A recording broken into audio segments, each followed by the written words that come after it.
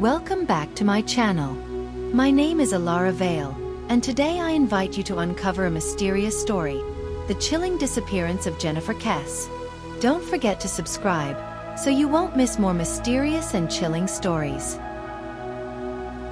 January 2006. Orlando, Florida. Jennifer Kesse, 24 years old, was living the life of a young, independent woman. On the evening of January 23, 2006, Jennifer Kesse called her family around 6:15 p.m. She spoke with her father, laughing and sharing stories from her day. Later that night, around 10 p.m., she had a brief conversation with her boyfriend. She sounded cheerful, full of energy, and excited about her plans for the following day. She mentioned running errands, preparing for work, and even joking about meeting friends later that week. It was a normal, ordinary night, one that gave no hint of the tragedy to come. The next morning, January 24th, Jennifer did not arrive at her workplace. Colleagues noticed her absence immediately, which was unusual because she was always punctual and reliable. They tried calling her cell phone multiple times. Still, no answer. Concern grew rapidly. By mid-morning, her co-workers contacted her family, fearing that something was wrong. Her family quickly realized that this was not typical for Jennifer. They retraced her steps in their minds, the calls, her messages, her plans. Every detail seemed normal, yet her absence spoke volumes. Alarmed, they contacted the Orlando Police Department, reporting her as missing. Investigators began asking questions. Had she mentioned seeing anyone suspicious? Had she made any unusual plans? Nothing unusual stood out, which made the disappearance even more mysterious and unsettling. This simple sequence of events, a normal phone call, a cheerful conversation, a missed workday, marked the beginning of one of the most puzzling disappearances in Orlando's recent history. In just a few hours, Jennifer Kesse went from being a young woman full of promise to the subject of a cold, haunting mystery that continues to baffle investigators to this day. 2 days later, on January 26, Jennifer's car, a black Chevrolet Malibu, was found abandoned approximately a mile from her condo. Surveillance cameras captured a person parking the vehicle and walking away, but the face was obscured behind a fence post. Investigators noted the deliberate concealment, emphasizing that this was no random accident. Whoever took her car wanted to remain unseen. Inside the car, investigators found Jennifer's personal belongings untouched, but no clue of where she had gone. The mysterious footage became one of the most haunting aspects of the case. Every frame seemed to raise more questions than answers, leaving police and family desperate for leads. The Orlando Police Department immediately launched a full investigation.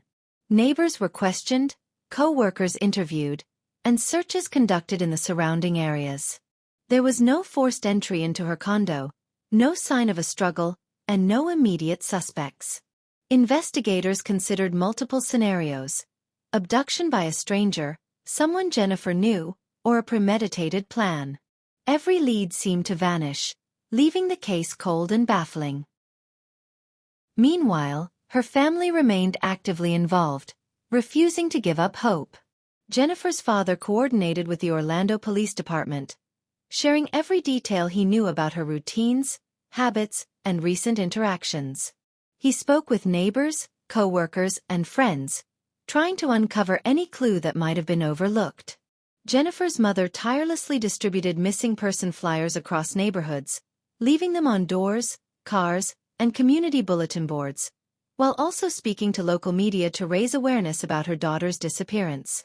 Her brother joined neighborhood searches, combing parks, streets, and nearby wooded areas, often returning exhausted but determined. He also helped organize online campaigns, urging the public to provide any information that could help locate Jennifer. Together, the family's relentless dedication and collaboration with law enforcement kept the investigation alive. But with each passing day without answers, the mystery only deepened, and the uncertainty about Jennifer's fate grew more painful and haunting. Jennifer's family refused to give up. They contacted news outlets, appeared in interviews, and created websites to spread awareness. Media coverage brought national attention to her disappearance, inspiring the public to come forward with tips. Yet, despite the exposure, no solid leads emerged. Each day without answers intensified the pain and uncertainty.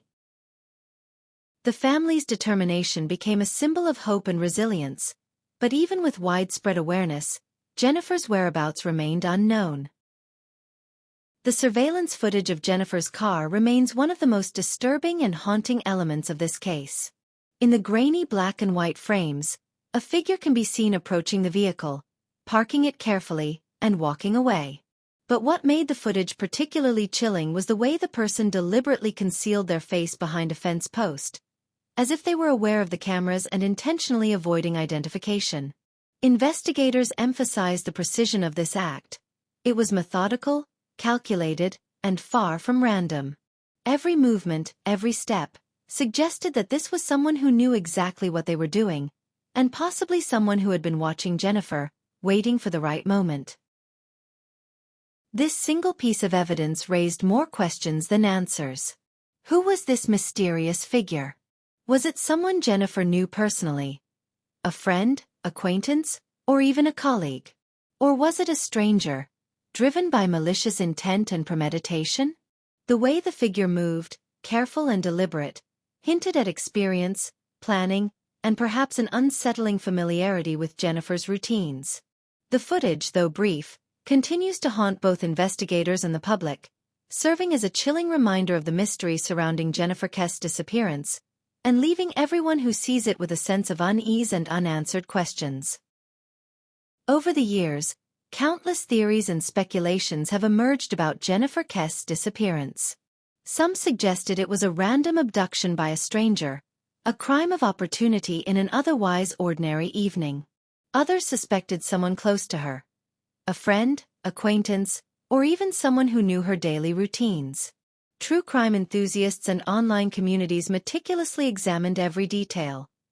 Her last phone calls, the abandoned car, the surveillance footage, the patterns of her movements, and every minor clue reported by investigators.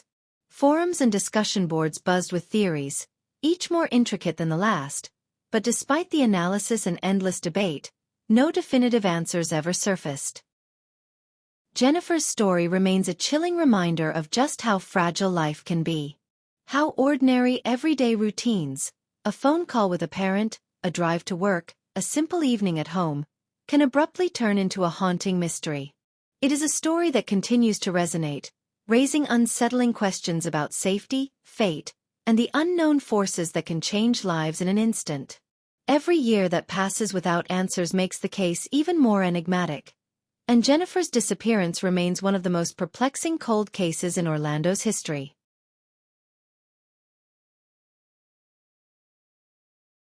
The case of Jennifer Kesse is one of the most perplexing and unsettling missing persons cases in recent history. As someone who has dedicated significant time to researching this case, watching numerous documentaries, and analyzing various theories, I have developed my own perspective on the events surrounding her disappearance. This analysis aims to provide a comprehensive overview of the known facts, the investigative efforts, and my personal conclusions based on the available information. On January 23, 2006, Jennifer Kesse, a 24-year-old financial analyst, was last seen leaving her workplace in Ocoee, Florida.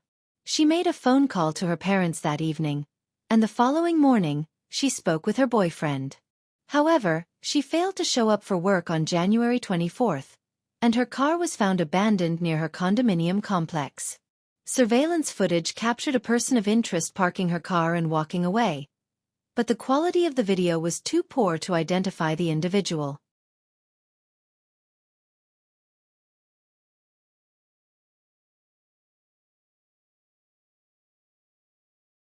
The initial response from law enforcement was criticized for its lack of urgency. The Orlando Police Department did not treat the case as a priority, and it wasn't until several days later that a formal investigation was launched. In 2018, Jennifer's parents filed a lawsuit against the Orlando Police Department to obtain the case files, which they eventually won, gaining access to over 16,000 pages of documents. In 2022, the Florida Department of Law Enforcement, FDLE, took over the investigation. They have since interviewed numerous individuals, reviewed evidence, and utilized advanced technologies, including DNA analysis and AI, to make progress in the case.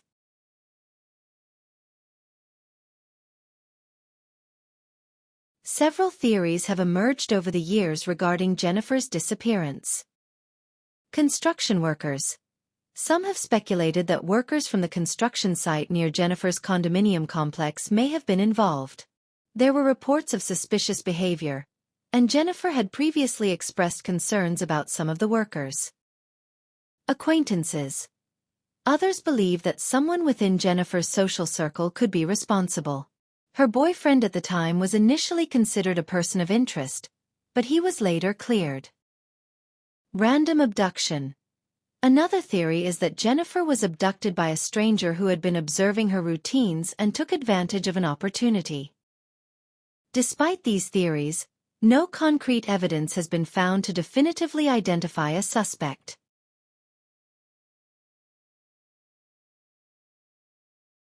After reviewing the available information, I believe that the most plausible explanation is that Jennifer was targeted by someone who knew her routines and had access to her environment. The fact that her car was found abandoned near her home suggests that the perpetrator was familiar with the area. The surveillance footage, although of poor quality, indicates that the individual took deliberate steps to conceal their identity, which points to premeditation.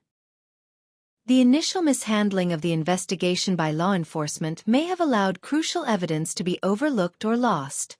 However, the subsequent efforts by Jennifer's family and the involvement of the FDLE have brought renewed attention to the case.